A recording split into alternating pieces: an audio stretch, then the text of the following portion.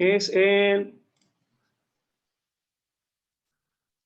estructura electrónica de los átomos. Ya revisamos un poco lo que tiene que ver con la estructura atómica, ¿cierto? Hablamos de que existe el átomo, que es la partícula, o la partícula más pequeña de la materia, ¿cierto? Que está compuesta por partículas subatómicas, que son los electrones, los protones y los neutrones, ¿cierto? Hablamos también que existieron varios modelos atómicos y que el último que alcanzamos a revisar era el átomo de Bohr. Bueno, ¿qué nos decía el átomo de Bohr? Decía que el electrón solo puede tener valores de energía específicos, ¿vale? Y que esos valores de energía están dependiendo del nivel en donde se encuentra, ¿cierto? Que si estaba más cerca del núcleo o más lejos del núcleo, esa energía iba aumentando, ¿cierto? O sea, mientras más lejos del núcleo, esa energía iba aumentando. También comentamos que la luz que emite como movimiento de que un electrón, por ejemplo, pase de un estado, de un nivel menor a uno mayor, existe una emisión de luz o de energía. Y ese era fotón, ¿cierto? Cuando este salta y después regresa, o cuando baja, digamos, si existe un hueco en un nivel, tiene que ir a ocuparlo un electrón, entonces esto irradia un fotón. Y ese fotón tiene una energía propia del elemento y del nivel en el que se encuentra. O sea, no es la misma energía que va a liberarse si el elemento pasa del nivel, por ejemplo, de este nivel 2 al 1 o del nivel 3 al nivel 2. Entonces, cada uno de esos niveles tiene una energía, un valor de energía. Y a esos valores de energía se les dio un número cuántico, ¿vale? Y es así, bueno, vamos a ver un poquito más a partir de un GIF lo que expresa esta energía al, digamos, hacer el salto, provocar el salto de un electrón de un nivel a otro. Por ejemplo, aquí están viendo, viene un haz de energía, pum, le pega al electrón, este sube, ¿vale? Digamos, consume energía. Cuando el electrón vuelve a su estado original y baja, libera energía, libera un fotón. Esos valores de energía fueron medidos y en base a eso se construyó, digamos, el modelo atómico. Ahí tienen otro ejemplo, ¿ven? Llegan unos fotones, golpean el átomo, lo hacen saltar, o sea, el electrón. Cuando el electrón vuelve de nuevo a su nivel, a su estado basal, libera energía. Y es así como se calculó. Entonces pueden ir viendo cómo esta bolita va subiendo, le pega el electrón, o sea, el fotón, perdón, el haz de energía, lo hace saltar al siguiente nivel, y todos estos niveles tienen un valor de energía calculado. Y este fue a través de experimentos. Y tiene una longitud de onda dada. Fíjense que a lo que va subiendo la bolita, o el electrón, ¿cierto? Empieza a parpadear una rayita acá. Bueno, esa rayita simboliza cómo va aumentando la longitud de onda. ¿Ok? Y es por eso que se puede dar valores a estos niveles energéticos. Y ese valor se calcula con esta ecuación. ¿Ok? Bueno, esta ecuación la ideó un señor que se llama Schrödinger, que propuso la ecuación para describir la naturaleza de onda de la partícula y para describir a qué partícula pertenecía. Esta función entonces tiene que ver con la energía y con la probabilidad de encontrar el electrón en un lugar del espacio. ¿Qué lugar del espacio? En un orbital, ¿no es cierto? El electrón va girando en los orbitales. Entonces es la probabilidad, o esta ecuación trata de encontrar la probabilidad de encontrar un electrón en un lugar dado, y ese lugar dado es el orbital, y con un giro dado también, porque los electrones están en constante movimiento. No son partículas que están, lo podían ver en los GIF, van girando, ¿cierto? Como los planetas, no están estáticos. Bueno, vamos a darnos cuenta que a partir de la física y la química cuántica se explica que estos modelos no son tan correctos, debido a que los orbitales no son circulares, sino que tienen una geometría. Y en base a eso, y con aportes de otros investigadores posteriores, junto con Schrödinger, digamos, y Profe, posteriores, ¿sí? que tengo una consulta, no sé si está relacionado, pero creo que sí, con un experimento que se llama el de la rendija. ¿Ya? El, es un experimento, no sé si físico-químico, eh, da a entender que no se puede saber exactamente la posición de la partícula o el electrón. No Exactamente. sé si. Entonces, Eh, ¿cómo? uh-huh. ¿A qué Lo se que, disculpe, sí, ¿no es cierto? sí, Esto, los orbitales, los electrones viajan en orbitales, 1s, 2s, 3s, pero ¿cómo si el experimento dice se sabe que no se puede determinar exactamente la posición del electrón o su uh-huh. comportamiento en onda o partícula? ¿Cómo se establecieron los pin, los spin los orbitales y todo eso? Sí, lo que pasa ¿O es que me alejo mucho? no te alejas nada, de hecho, pero te adelantaste. Te adelantaste un poquito a lo que estamos explicando, porque hasta esto es lo que se habló de Bohr. Luego que viene Schrödinger, que él habla de la posibilidad o probabilidad de encontrar un electrón en ese lugar, tiene que ver con lo que tú estás diciendo. Y después viene otro caballero que se llama Heisenberg, que fue emulado en la serie Breaking Bad, que él propone una fórmula que se llama la ecuación de incertidumbre de Heisenberg, y que por esa ecuación ganó un premio Nobel.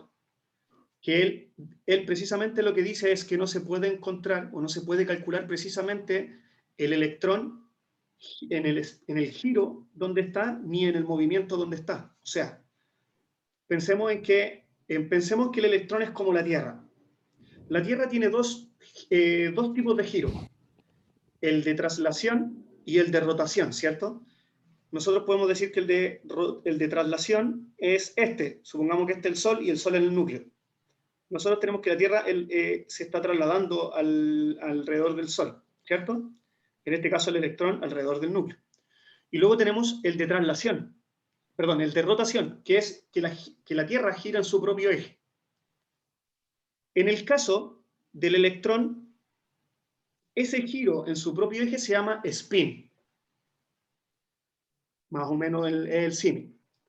Y nosotros no podemos calcular el spin, el giro spin, o sea, el movimiento de rotación, y el de traslación, no lo podemos calcular a la vez.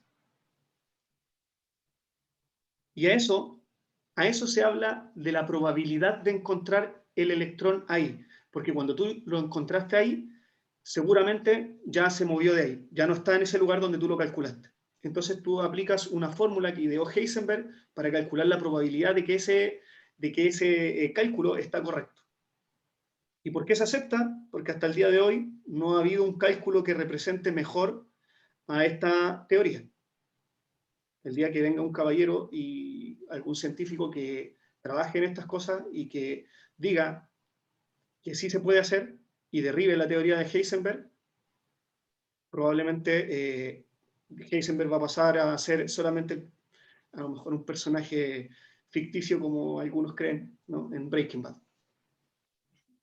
Pero bueno, ok, como te adelantaste un poquito, pero vamos a seguir avanzando, vamos a hablar de que Schrödinger, a partir de querer encontrar en dónde se encuentra el electrón, propuso una teoría, y su teoría hasta el día de hoy ha sido bastante polémica, porque él lo que propuso es qué pasaría si yo pongo un gato dentro de una caja y en esta caja hay un elemento radioactivo.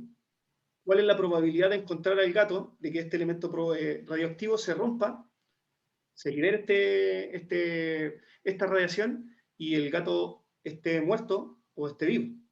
Y eso a él lo asocia con la probabilidad de encontrar el electrón en un nivel dado y en un spin dado. Entonces, vamos a escuchar un poco la teoría y vamos a comentarla. Es más que probable que en algún momento, bien fuese en clase de ciencias o viendo un programa de televisión, hayas oído hablar del gato de Schrödinger. ¿Están escuchando, cierto? ¿Se escucha? Sí, profe. Sí, se escucha, se escucha. Vale. Lo que quizás no tengas tan claro es que tiene de especial este felino de nombre difícil de pronunciar. Pero no os preocupéis, tic-tackers, porque en el vídeo de hoy os resolveremos el misterio. Sacad papel y lápiz, que empezamos. El gato de Schrödinger es un experimento imaginario planteado en 1935 por el físico austriaco Erwin Schrödinger, uno de los fundadores de la mecánica cuántica. Esta es la parte de la física que se encarga del estudio de las pequeñas partículas que forman la materia, como electrones, protones o neutrones. Este experimento plantea la siguiente situación. Tenemos un gato encerrado en una caja, en cuyo interior hay una partícula con el 50% de probabilidades de desintegrarse y activar un mecanismo que liberará un gas venenoso en un tiempo dado. De tal forma que si la partícula se desintegra, la botella con veneno se rompe y el gato muere. Como hay un 50% de posibilidades de que esto suceda, la única forma que tenemos de saber si el gato está vivo o muerto es abriendo la caja. Pero no tan rápido. Porque aunque la lógica nos dice que el gato ya está vivo o muerto, independientemente de que abramos la caja o no, en el mundo de la mecánica cuántica el gato está vivo y muerto a la vez. Pero, ¿cómo es posible que el gato esté vivo y muerto al mismo tiempo? ¿No será más bien que no conocemos el estado del felino porque está dentro de la caja y no podemos verlo? Pues no. La mecánica cuántica afirma que ambos resultados están sucediendo a la vez, y lo más asombroso es que esto se ha comprobado en innumerables experimentos. Uno de los más famosos es el experimento de Young, o experimento de la doble rendija. Imaginemos que tenemos un cañón que lanza canicas que deben atravesar una pared con dos ranuras hasta impactar en la pantalla. Si seguimos disparando, la estadística nos dice que aproximadamente la mitad de las veces la canica atravesará la primera rendija, y la otra mitad la segunda, dejando en la pared este tipo de marcas. Lógico, ¿verdad? Veamos ahora qué pasa si disparamos un electrón, un elemento del mundo cuántico que se comporta de una forma un tanto distinta. Abrimos el cañón, lanzamos el electrón y esto es lo que pasa. Con este extraño patrón somos incapaces de diferenciar por qué ranura ha pasado. Por eso vamos a poner un detector en cada rendija que nos avise cada vez que el electrón pase por ahí. De nuevo disparamos varios electrones con el cañón. Los detectores se activan, pero el patrón ha cambiado. Desactivamos los detectores y el extraño patrón vuelve a aparecer. ¿Qué puede significar esto? Pues sentaos, tic-tackers, porque lo que esto implica es que en el mundo cuántico todas las opciones están sucediendo a la vez. Y es solo cuando nosotros observamos o actuamos, en este caso colocando los detectores, que las partículas eligen una de las opciones para manifestarse. Y en esta misma idea se basa el gato de Schrödinger. Aunque el animal se encuentra vivo y muerto a la vez, solo veremos una de las opciones, ya que al abrir la caja el mundo cuántico se inclina por uno de los dos resultados. Algo que el autor de esta paradoja le pareció una auténtica locura, ya que nunca se pensó que el azar influiría en las leyes de la física. Así que no temáis descubrir el desenlace por si el pobre gatito muere, porque, bueno, aún le quedarían 6 vidas.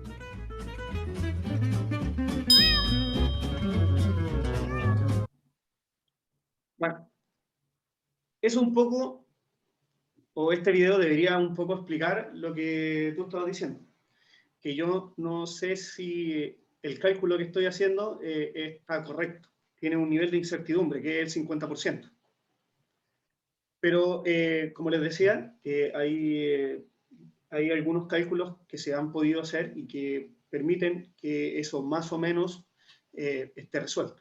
O sea, poder calcular el nivel de energía lo puedo medir al menos, a través de experimentos, como los que les mostraba, le mostraba en esta cosa, en este esquema de acá. Lo que yo no puedo calcular es dónde está el electrón, pero sé que está. ¿Ok? No sé, ¿agarraron la idea o no? ¿Pudieron? ¿O les queda alguna duda todavía?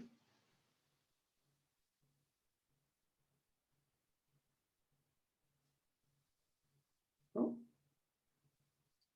Bueno, entonces a partir de estos experimentos, es que, y de esta resolución es que se calcularon los números cuánticos, ¿vale? Entonces existen 4 números cuánticos, los cuales describen más o menos cómo es un átomo y cómo están distribuidos los electrones en estos orbitales.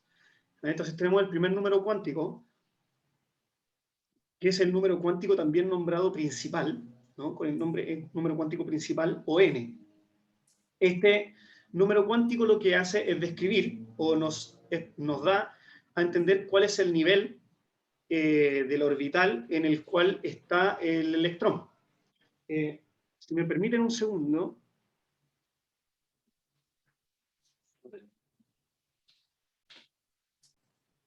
Tenemos el número cuántico principal, que es el n, que va desde 1 hasta la cantidad de, digamos, orbitales que tenga el átomo.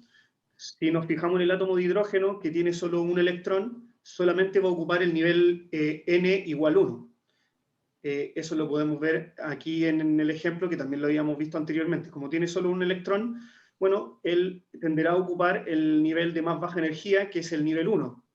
Pero si yo le provoco que empiece a hacer saltos a partir de otros niveles más altos, lo va a hacer. Pero lo normal o su estado más estable debería estar en el nivel más bajo. Y eso es el nivel 1. ¿Vale?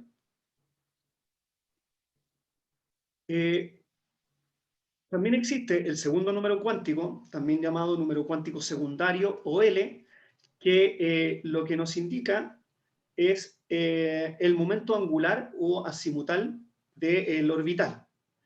O sea, en otras palabras, lo que hace es definir la forma del orbital.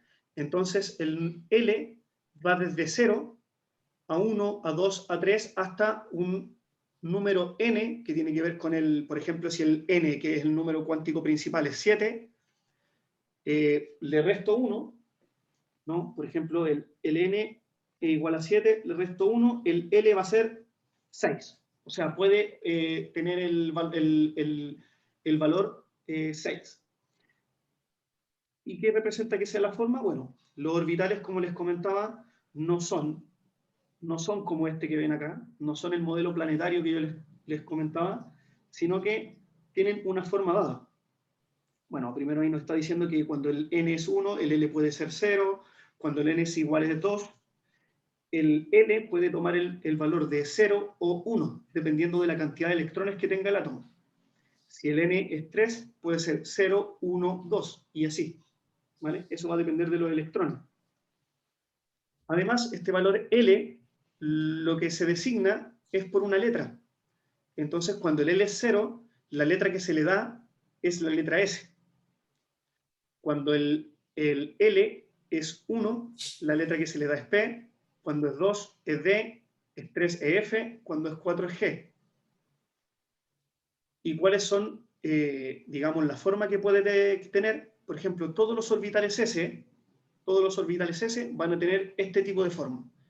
Si lo fijamos en el plano cartesiano de X, Y y Z, este estaría en el centro. Por eso tiene un valor 0. Porque en el plano cartesiano está en el origen. Si nos fijamos en el P, en los orbitales P, tendrían esta forma, como una forma de alas. Pero ¿qué pasa? Esta forma de alas puede estar dispuesto en el eje Z, en el eje Y o en el eje X. Ya después lo vamos a describir. ¿Quién nos dice cuál podría ser? Y el D, tenemos que sería como esta, qué sé yo, como este tipo flor, pero que también depende de si va a estar orientada en el eje Z, en el eje Y o en el eje X. ¿Vale? Simplemente el número cuántico L nos dice si es de la forma esférica, si es como esta forma de alas, o si es de esta forma como flor, ¿no? Como pétalos de flor. Bueno, si lo vemos, digamos, resumiendo lo que les decía, el número L nos va a describir cuál es la forma del orbital. Entonces hay un orbital que es circular, en forma de alas y en forma de pétalos. El tercer número cuántico, que es el magnético, nos va a decir cuál es el lugar en el espacio en donde está orientada la forma del orbital. O sea, como les comentaba, en el primer caso no importa cómo esté, porque está en el centro, en el origen. Pero en este caso, este puede estar orientado en los ejes X, Z, Y, y estos también. Entonces, eso es lo que nos va a describir el número cuántico magnético. Entonces, cuando el valor de L es 0, o sea, estamos en el orbital S, lo que podemos tener es que el ML es igual a 0. Cuando el L es igual a 1, o sea, en un orbital P, lo que tenemos es que el valor de ML puede ser menos 1, 0 y 1. Eso nos lo va a indicar la cantidad de electrones que tenga este átomo. Cuando el L es igual a 2 o a 3, lo que tenemos es que el ML puede partir de menos 2 hasta 2 y de menos 3 hasta 3. ¿Ok? Eso quiere decir que cuando el ML es 0, siempre voy a tener esta orientación. Y este orbital va a ser S. Cuando estoy en los orbitales P, la orientación puede ser respecto al eje X, al eje Y o al eje Z. Y este orbital es el P. Finalmente, que son los más comunes, el D tiene 5 orientaciones distintas. Esta de respecto a donde está en el eje XY, en el eje XY y Z, este también, que otra disposición que tiene, al igual que esta otra y esta otra. Y eso va a depender de la cantidad de electrones que estén en ese nivel. Es por eso que cuando hablemos del orbital S, solo deja que existan 2 electrones. En el orbital P, va a dejar que existan 6 electrones. Y en este, en el último, en el D, va a dejar que existan 10 electrones. Existe también el F, que son 14, y así. Pero bueno, finalmente, el último número cuántico que se ha encontrado, que fue gracias al experimento de Stern-Gerlach, nos habla del giro cuántico de spin, que viene a ser, como les comentaba, de una forma, si lo llevamos al modelo planetario, vendría siendo como el giro de rotación del electrón. Que si va, por ejemplo, lo podemos poner, si va de norte a sur o de sur a norte. Entonces, cuando nosotros tratamos de mirar el giro de spin, lo simbolizamos con una flecha hacia arriba o hacia abajo, en donde la flecha hacia arriba toma el valor de más un medio y cuando va hacia abajo de menos un medio. Y esto permite que nosotros podamos, o lo calculamos mediante también a la cantidad de electrones que hay en el átomo. ¿Cómo se hizo este experimento? Si quieren también lo pueden consultar, pero lo voy a comentar brevemente. A partir de una fuente de un haz de electrones, se bombardeó una placa, ¿cierto? Se hizo pasar por una ranura y en esta ranura había una fuente de magnetismo. Se dio cuenta que la mitad de los electrones se iban hacia esa orientación y la otra mitad hacia abajo. Y en base a eso se fue estimando qué representaba el giro de spin. Tenía que ser un medio y menos un medio. ¿Vale? Así a grandes rasgos. Profe, ¿Sí?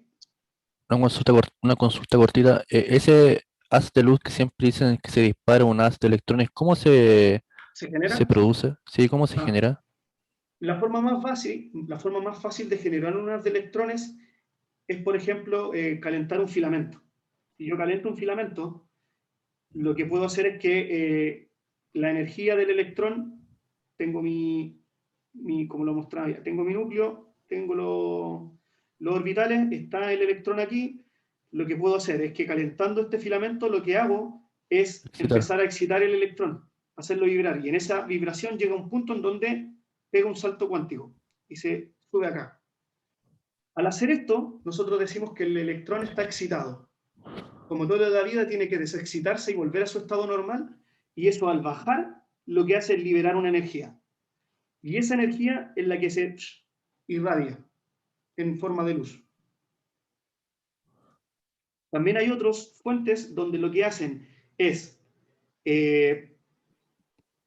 tenemos nuevamente el átomo, tenemos nuestro electrón, o tenemos varios electrones, y lo que hace es, a partir de energía, pegarle a este electrón y sacarlo de acá, o sea, formar un hueco.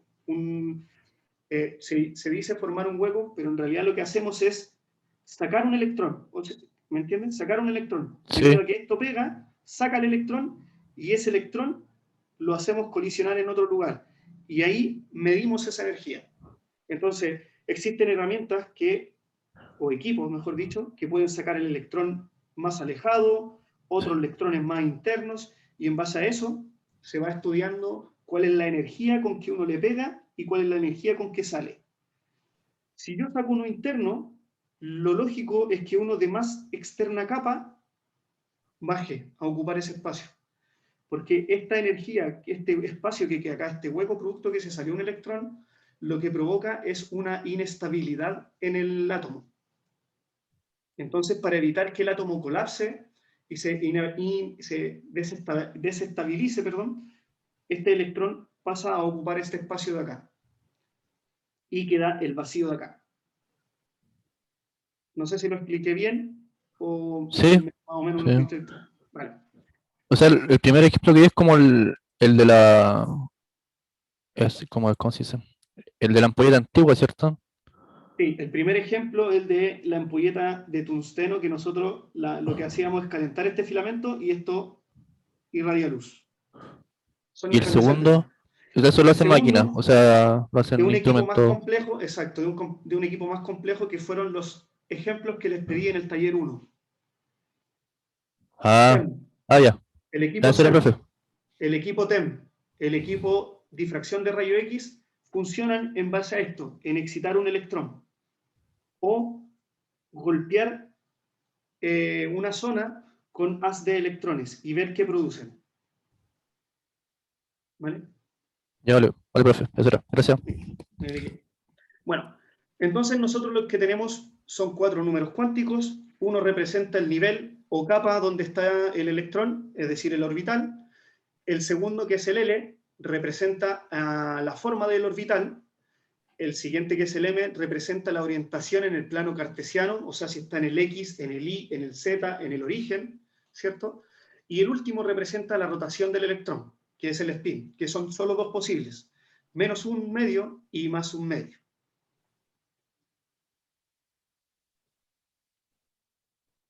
Y nosotros lo resumimos en una tabla. Lo que vamos a tener es lo siguiente. El primer nivel del orbital es que es el N1, tiene el valor L, ¿cierto? Que es el secundario. Eso se designa con la letra S. Entonces, yo puedo resumir esto que tengo acá en 1S. Tiene el posible valor de ML, que es el magnético, que es la orientación en el plano cartesiano, 0, y los orbitales que tiene son 1, el nivel, la capa que tiene es 1, y la máxima cantidad de electrones que permite tener es 2. Entonces, si esto yo lo resumo, lo que tengo es un 1S1 o 1S2. Donde 1 es un electrón y 2 son 2 electrones. Pero ojo, que este valor de 1 también va variando. Ese valor puede ser 2, puede ser 3, puede ser 4. Ya lo vamos a ir describiendo un poquito mejor. Cuando yo hablo del nivel 2, lo que tengo son dos posibles, digamos, orbitales en ese nivel. Entonces, en el segundo nivel, lo que yo tengo es la posibilidad de encontrar un orbital S y un orbital P, en donde, como ya dijimos, el orbital S puede tener un máximo de 2 electrones y el orbital p uno de 6. Vamos a ver una forma de cómo ir llenando estos electrones, pero nosotros lo podemos hacer diciendo que hay un solo cajón en donde el electrón puede girar en este sentido y en este otro, donde este sentido representa el más un medio, que es el giro de spin, o el menos un medio. Cuando en este nivel S tengo un solo electrón, lo que voy a tener es simplemente que ese nivel va a tener un electrón de esta posición, por lo tanto su giro de spin va a ser un medio. Siempre los electrones van a entrar primero en el estado un medio, o en el spin un medio, más un medio. Y cuando se completan todos los spins más un medio, vuelve a llenarse o vuelve a ocupar otro espacio como el nivel menos un medio. Aquí se habla de la teoría, ya lo vamos a ir explicando mucho mejor al correr de la clase, que se habla del llenado de una micro.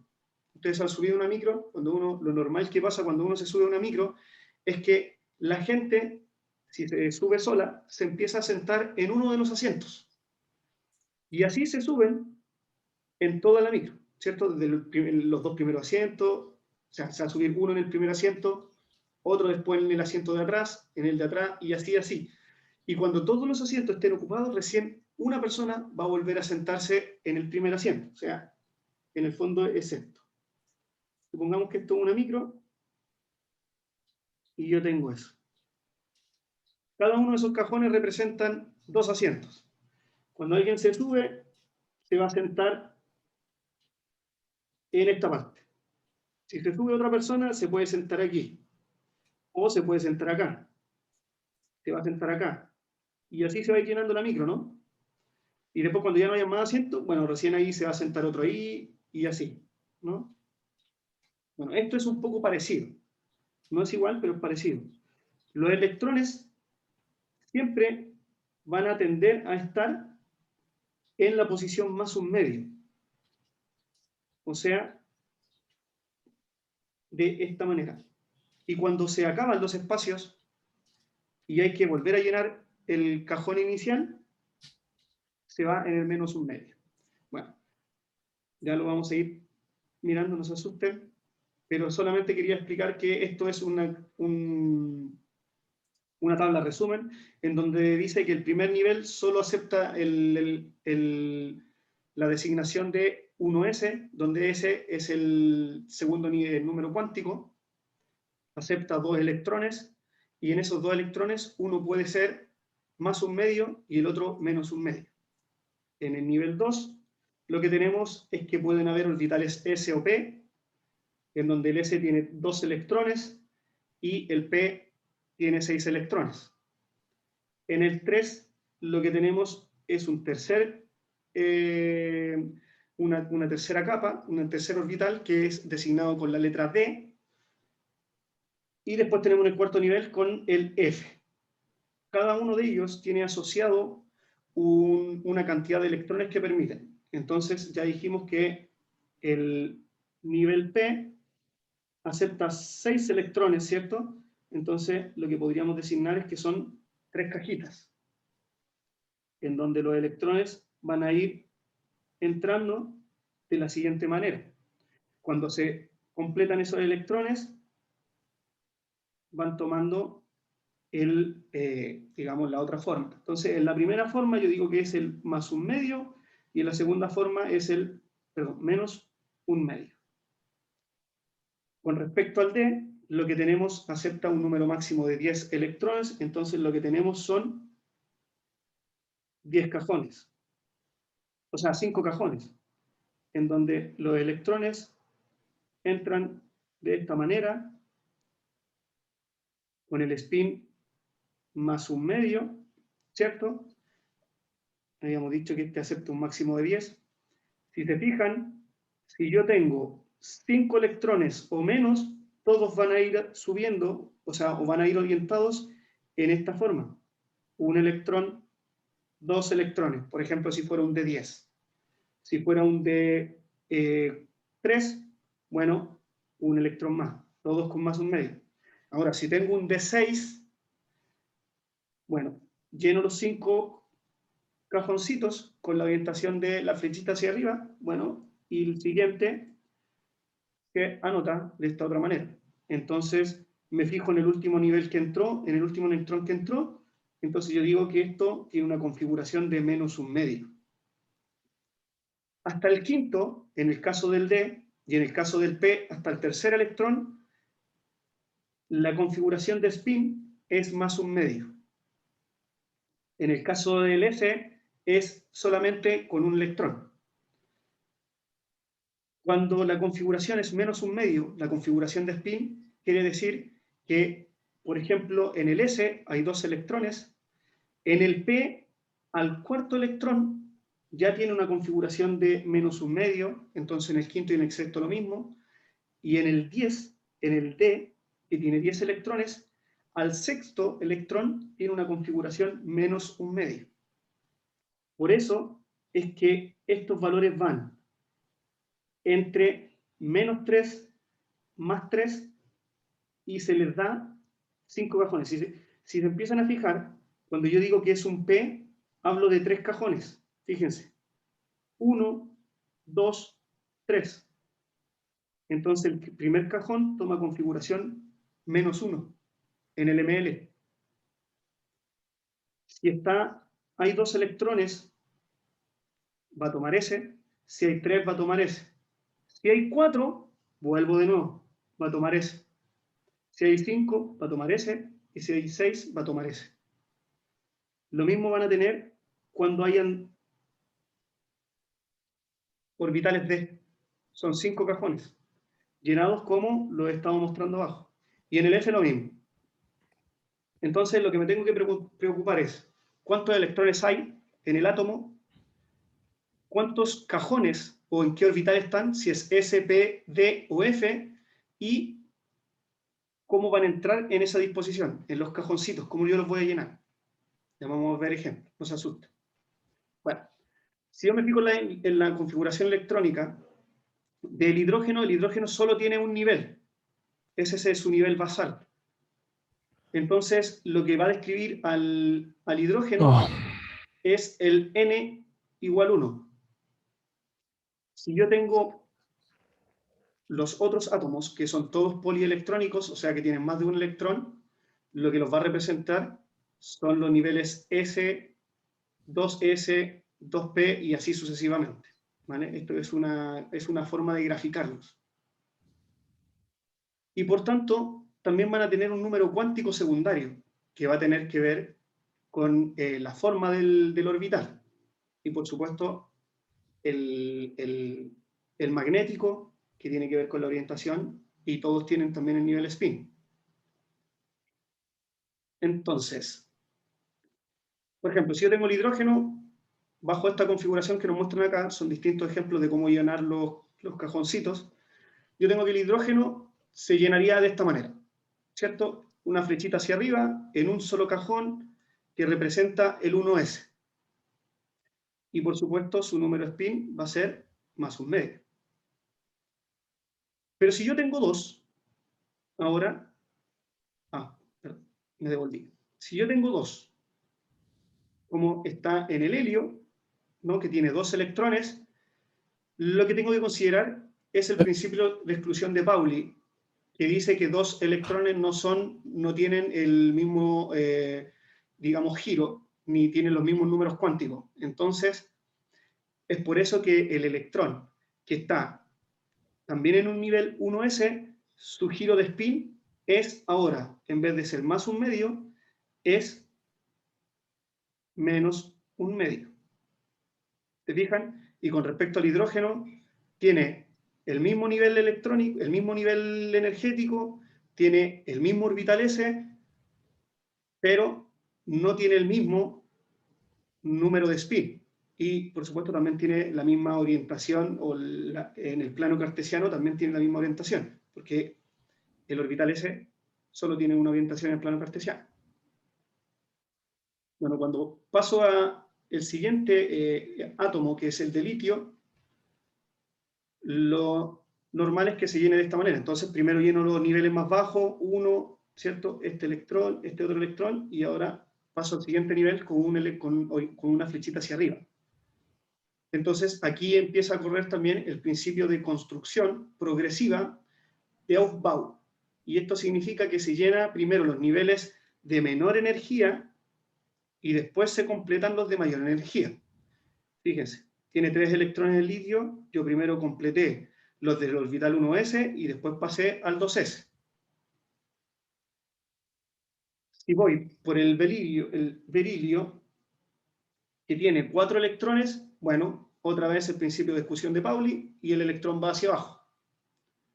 Luego, si tengo un átomo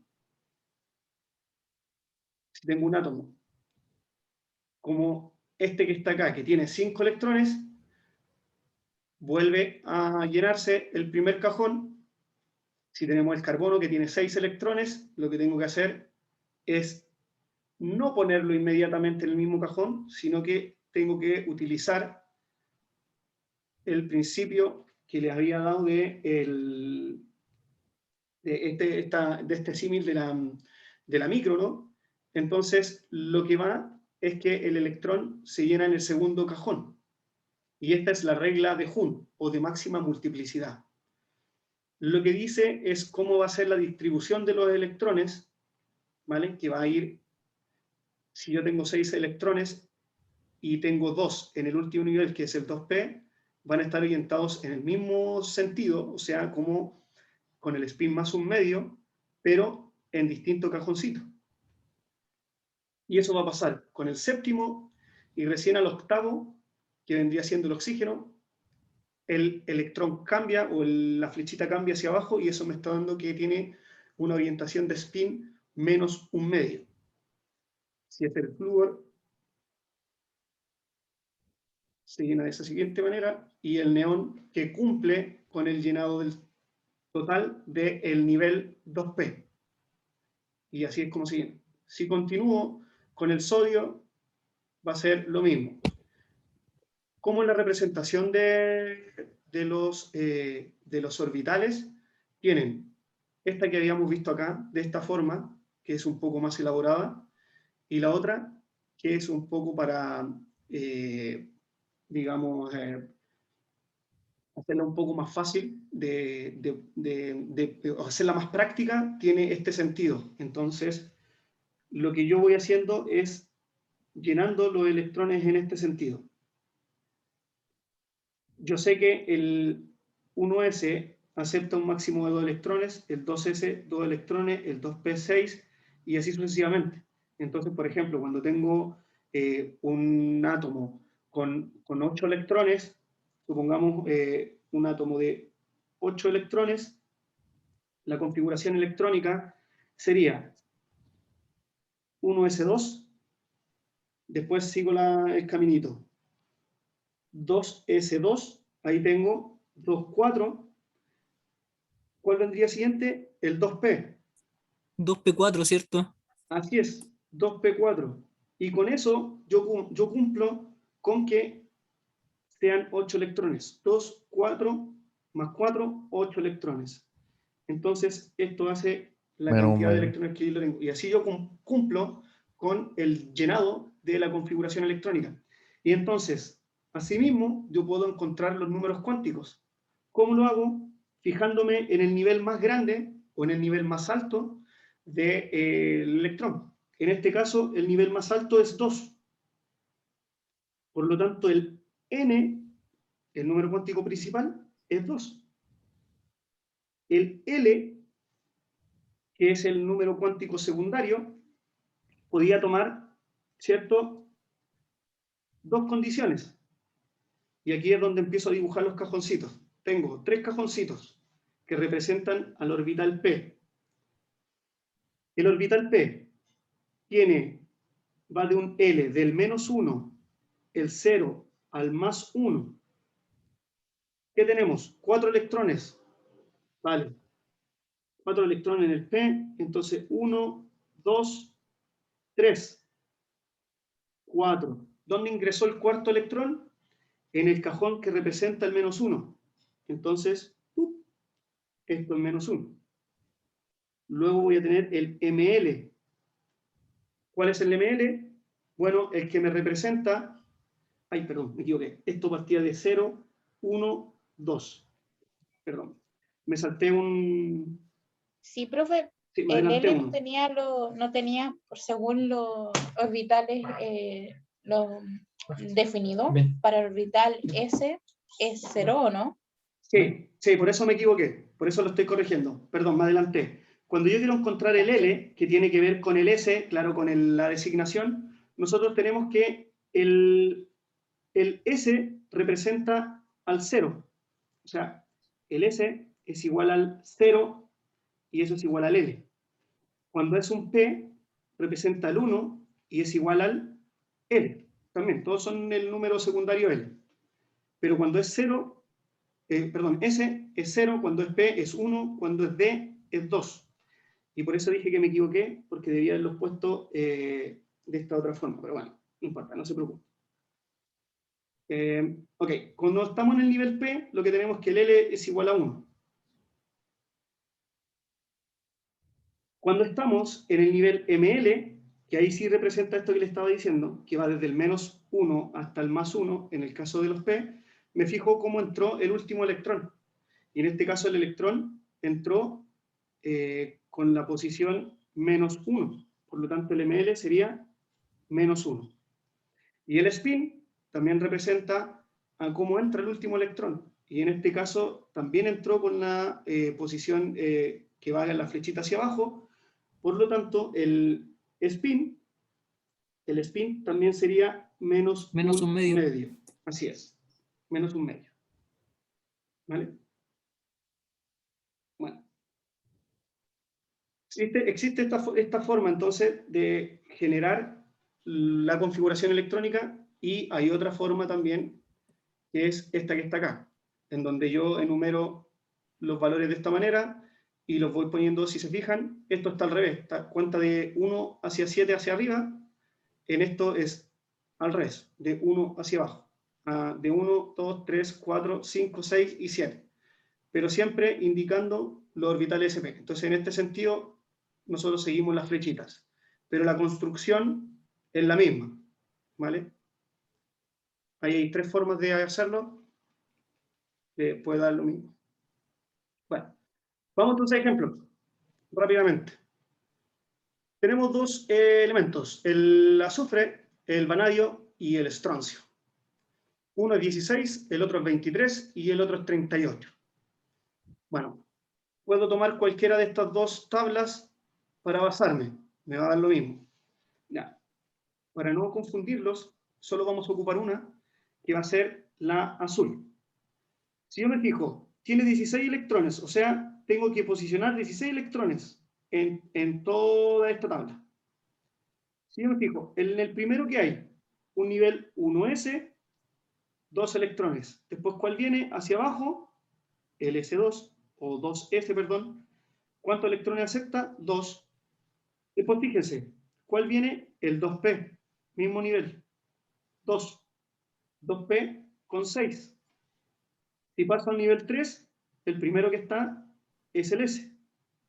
Entonces tengo 3S. ¿Cuánto acepta? 3S. 2. En el nivel 3, ¿cuál sigue? 3P. 3P. Entonces en el 3P tenemos que va a ser, tengo 2, 4, 6, serían 10, ¿no? Más 2, 12, ¿cuánto me faltan para cumplir 16? 4. Entonces esta sería la configuración electrónica de este elemento. Para el vanadio, bueno, ya sé que 2S2, 2S2, 2P6, 3S2, 3P. Hasta ahí 4 tenía 18, pero el P acepta 6, por lo tanto, perdón, 16. Si yo pongo 6, ¿cuánto tenemos? 2, 4, 10, 12, 18. Hasta ahí tenemos 18. Tengo que llegar a 23. Entonces, estoy en el 3P. Estamos acá. 3P. ¿Cuál es el que viene? Bueno, según la fecha, el que viene es el 4S. 4S. ¿Cuánto acepta 2? Aquí tenemos 20. Me faltan 3.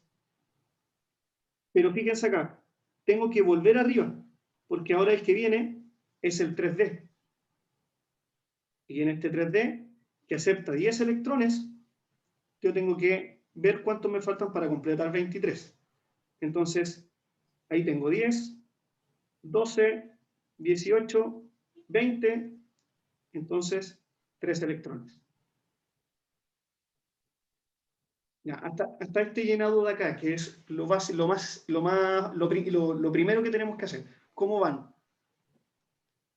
Bien. Profe, ¿Alguien tiene dudas? Sí, sí. no me iba a decir. Mejor que me calle. ¿Cómo? ¿Perdón? Es que si mal no recuerdo, después toda esta configuración electrónica se puede acortar con los gases nobles, ¿o no? Sí, ahora viene eso. Vamos primero a hacer la parte más larga y ahora lo vamos a hacer con los gases nobles. ¿Vale? De hecho, vamos a hacer esto mismo. Esa era mi consulta, profesor, porque uno en la tabla periódica, por ejemplo, ve el sodio y dice 3S1. Ajá. Sí, pero primero lo paso, explico esto porque es lo más sencillo para después explicar lo otro. Ya. ¿Vale? Para decir de dónde viene esto. Entonces, cuando tenemos el estroncio que tiene 38, lo llenamos de nuevo, S2, 2S2, 2P6, 3S2, 3P6, 4S2, 3D10. Ahí vamos en 2, 4, 10, 12, 18, 20, 30, y estamos en el 3D. Vamos de nuevo abajo al 4P, 4PS, o sea, el 4P que tiene 6, y finalmente al 5S2. 5S2. Y ahí tenemos los 38. Como lo mencionaron los compañeros, esto sería hacer la configuración completa, pero existe la posibilidad de acortar esta configuración y no de llenar tanto los espacios. ¿Y eso cómo se hace? Bueno, primero ahí nos están dando, digamos, la respuesta. Nosotros lo que podemos hacer es utilizar una configuración acortada. ¿Y cómo lo hago? A partir de los gases nobles. ¿Por qué a partir de los gases nobles? Porque todos los gases nobles tienen la configuración de un nivel completa. Todos los electrones en un nivel lo tienen completo. Si se fijan, el helio tiene 2 electrones. El primer nivel está completo. Si se fijan, el neón tiene 10. El segundo nivel está completo. El argón, lo mismo, el criptón, etcétera, etcétera, etcétera. Entonces, nosotros lo que podemos hacer, por ejemplo, si yo quiero hablar del azufre, puedo acortarlo poniendo como subíndice el neón, de esta manera. Pongo el neón, que tiene 10 electrones, ¿cierto? En su configuración, me lo dice la tabla periódica, y simplemente después lo relleno con lo que me falta, que serían 3 electrones. ¿Cuáles serían? En base a mirar esto, si yo me fijo, 2, 4, más este son 10, o sea, estamos acá, en el segundo nivel. ¿Cuál es el que viene del tercer nivel? El S, 3S2, y luego, damos la vuelta, el 3P. ¿Cuántos electrones me faltan? 4, y ahí lo lleno. Si lo hago con el vanadio, veo el vanadio tiene 23, y si se fijan, el argón tiene 18. Entonces, hago lo mismo. 18 argón, y ahí simplemente busco en esta configuración, o en la que vimos anteriormente, cuál es la que se me haga más fácil, cuáles son los electrones y cómo los tengo que llenar.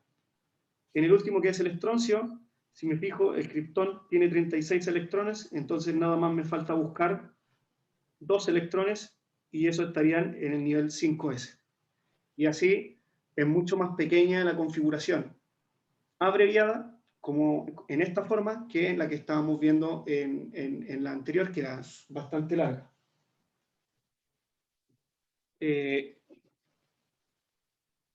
Bueno. Ok. Acá vienen 2 ejemplos más de la configuración electrónica del manganeso, ¿vale? Y cómo se va llenando, cómo es su configuración de 12 electrones. nos enseñan también la abreviatura que sería el neón, ¿cierto? Que tiene 10 electrones y el último nivel, o sea, simplemente tomando ese y escribiéndolo como 3s2. Ahora una pregunta. ¿Cómo sería la configuración electrónica del cloro? Bueno, la configuración electrónica del cloro, nosotros tendríamos, si seguimos esta lógica que nos están dando acá, tendríamos que es 1s2, ¿cierto? 2s2, tengo 4 electrones, ¿cierto? 2 ahí, después 6, ahí tengo 10, ¿cierto? 3s2, ahí tengo 12, 3p6. ¿Cuánto tengo ahí? 2, 4, 10, Se pasó. 18. Me pasé por 1, entonces el último es 5. ¿Cierto? Ahí tendríamos una configuración electrónica del cloro. Ahí nos la corrobora. ¿Qué pasa si el cloro con 17 electrones se transforma en un anión? O sea, es cloro menos.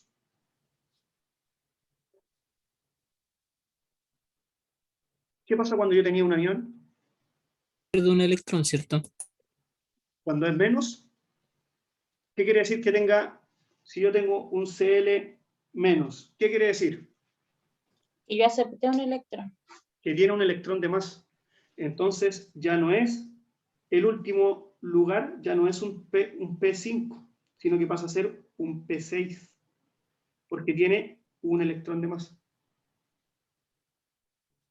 Si esto fuera Cl+, que no existe por supuesto, pero vamos a suponer, si esto fuera Cl+, en vez de tener 3P5, ¿qué tendría?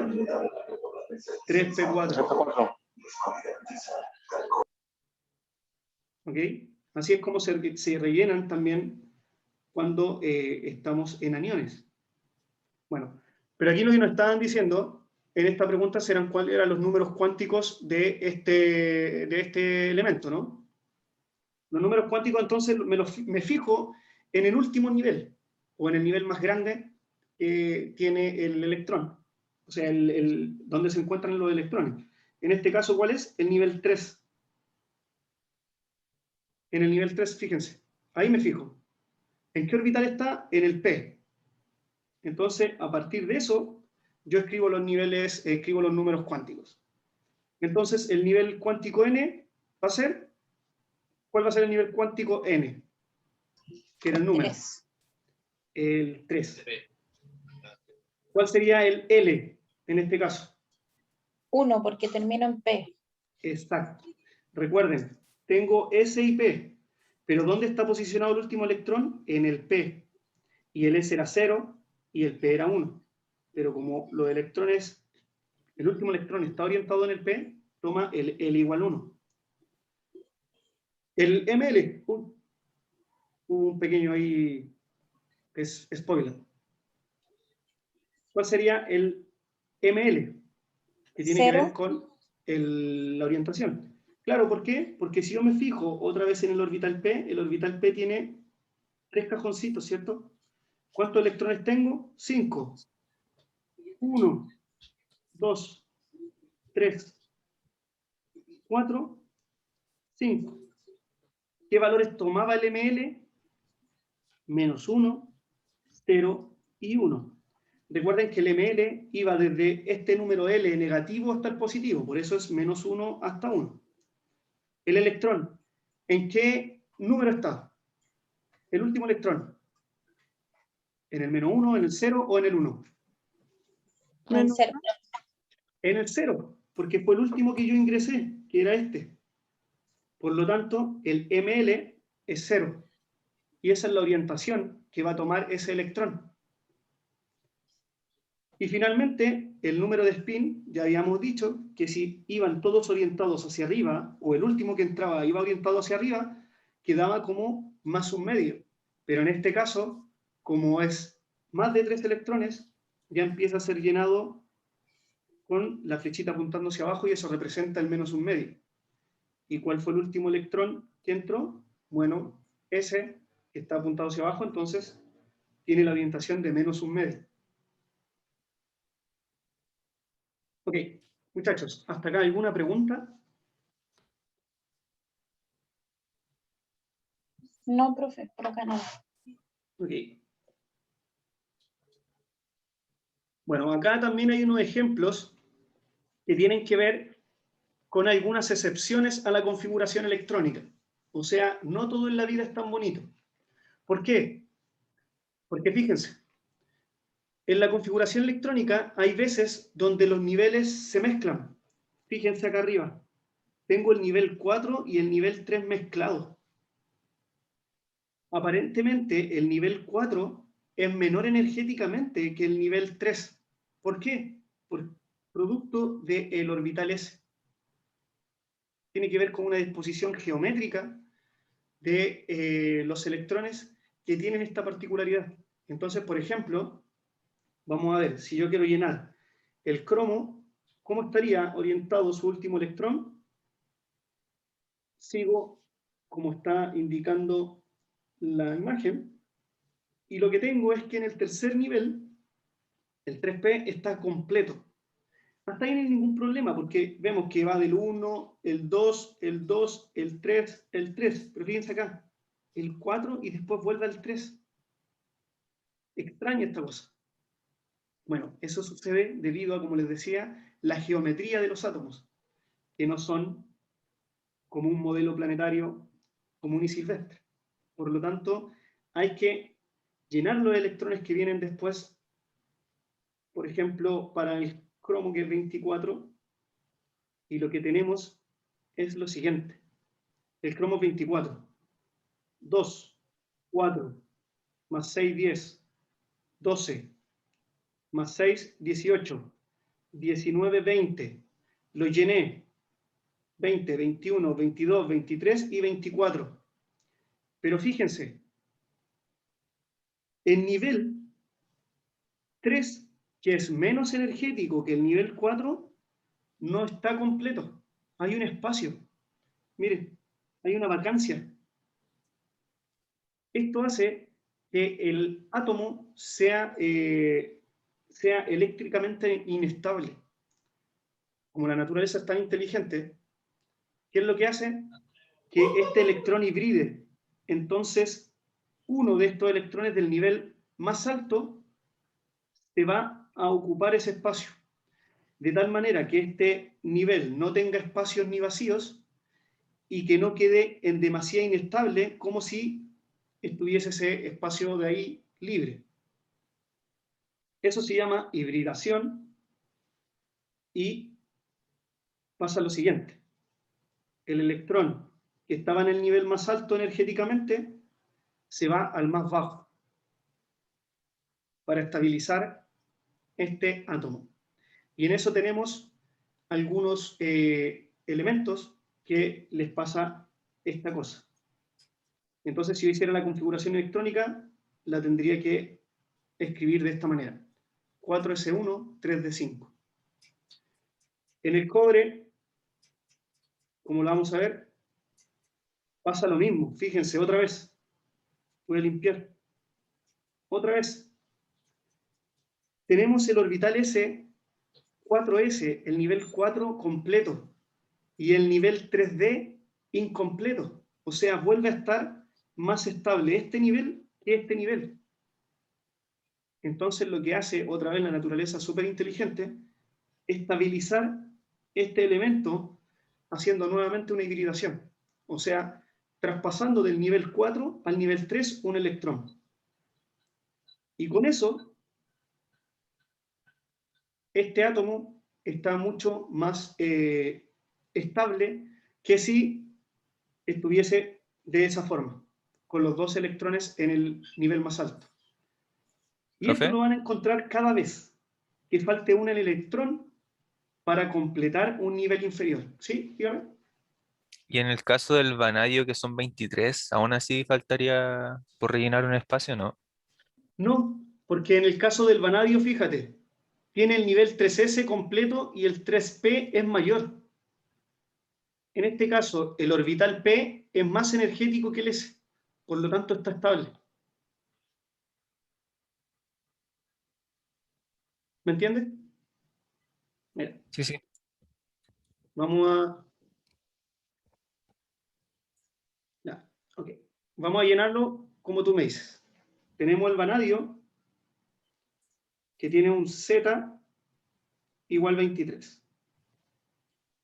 Tenemos 1, 2, 3, 4, 5, 6, 7, 8, 9, 10, 11, 12, 13, 14, 15,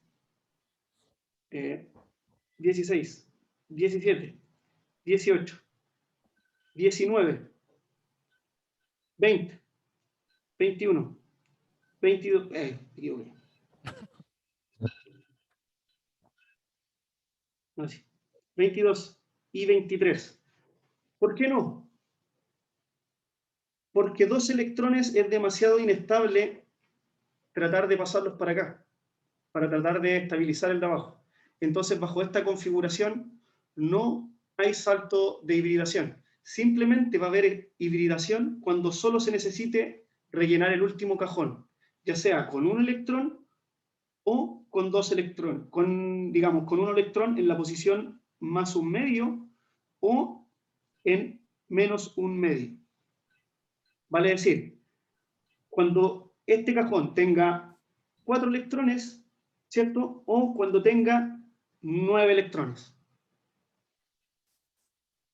Profe, ¿Mm? entonces cuando se cumplen esas dos condiciones, el electrón del 4s salta al 3d. Exacto. O puede ser del 4S o puede ser de un S más arriba que Ah, también claro. va pasando. Pero sí, Eso, solamente cuando se necesite un electrón para eso completar también va a esta pasar configuración. Ujú. porque está el S, el P, el D y el F, ¿cierto? Por ejemplo, Ah, sí. también puede pasar lo mismo. Ujú, sí. Siempre y cuando el nivel sea más bajo. Claro. Siempre y Oiga, cuando el profe, y nivel otra sea más bajo. consulta. Ujú. ¿Esos elementos que dice usted no están marcados en la tabla periódica? Mm, marcados como, ¿en qué sentido? ¿Que te diga estos hibridan? No, porque Sí. es mucha información y son como Ah, excepciones. ya. Son excepciones, entonces uno lo aplica como excepciones nada más. Ah, vale. Eso ¿Ok? era. Gracias. Y profe, estos Ujú. elementos, por ejemplo, el vanadio que estamos hablando recién, ¿se define como un elemento inestable? No, no, no, porque digamos que su nivel energético, al ser neutro y tener ciertas condiciones, no resulta no inestable. Ahora sí puede ser más electroafín con, con otros elementos que si lo comparas con otros. Eso sí puede pasar. Porque a ver, tenemos que tener una condición, y esta condición la vamos a marcar ahora antes de ver la tabla periódica. Todos los elementos lo que quieren es tener la configuración de gas noble. ¿Qué es eso? Tener completo todos sus niveles. Entonces, ¿qué hacen los elementos? Por ejemplo, como el cromo, el vanadio, el sodio, el hidrógeno, etcétera, se van a asociar con otro elemento que le permita completar su nivel de electrones. Por lo tanto, lo que va a hacer es compartir un electrón, regalar un electrón, quitar 2 electrones, etcétera. Porque todos los elementos quieren estar como los gases nobles. La condición de los gases nobles es que no son reactivos, no se juntan con nadie. Son como los, no sé si conocen el término GSU, gente como uno, ¿no? Aquí los del barrio alto, ¿no? Los amigos bueno, de Polman, de todo eso. Esos no se juntan con los pobres, ¿no? Se juntan con nadie. Son ellos nomás. Ya, esto lo podríamos decir que son más o menos, los gases nobles son así. Y todos los que estamos más abajo, bueno, queremos tratar de estar más tranquilitos, ¿no? Y por eso nos asociamos, trabajamos harto, ¿no? Entonces, esto vendría siendo como algo similar. ¿Vale? Bueno, respondiendo a la pregunta anterior, Teo, también de la tabla periódica con respecto a si te indican o no las tablas periódicas, si hibridan o no los átomos, hay algunas tablas periódicas que en su reverso, en la parte de atrás, traen escrita la configuración electrónica. Entonces lo que te indican es esto. Te muestran eso que está ahí. La configuración electrónica, digamos, abreviada, y en base a esto tú te das cuenta de que se hibrida o no. Esas no son todas las tablas periódicas, hay algunas que son muy simples, hay otras que son más completas, etc. Después lo vamos a ir viendo en la próxima clase cuando nos metamos a la tabla periódica. Bueno. Ya hablé esto, así que no lo voy a volver a repetir. Cuando tenemos un electrón de más, ¿cierto? Por ejemplo, en el cloro, ya lo habíamos visto el ejemplo, pasa de ser un 5P a un 6P, y tengo un átomo que es un catión, como por ejemplo el potasio, ¿cierto? Que es un 1S, cuando está como catión, deja de estar y termina siendo un 3P6. Y si tengo un átomo que es multicatiónico, como por ejemplo el hierro, que tiene estado +2 y +3, lo que va a suceder es que del nivel más alto, en este caso, fíjense, el nivel más alto es el 4S. Lo que va a hacer, al estar +2, va a perder estos 2 electrones y va a quedar con configuración 3d6, y si está en estado +3, va a perder un electrón de acá y va a quedar con configuración 3d5. ¿Vale?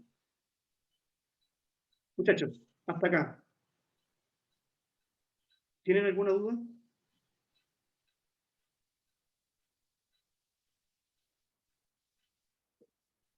¿No? Bueno, los electrones de valencia los vamos a conversar la próxima semana para no meterles más información, y con esto vamos a dar por terminada la clase teórica de hoy. ¿Ok?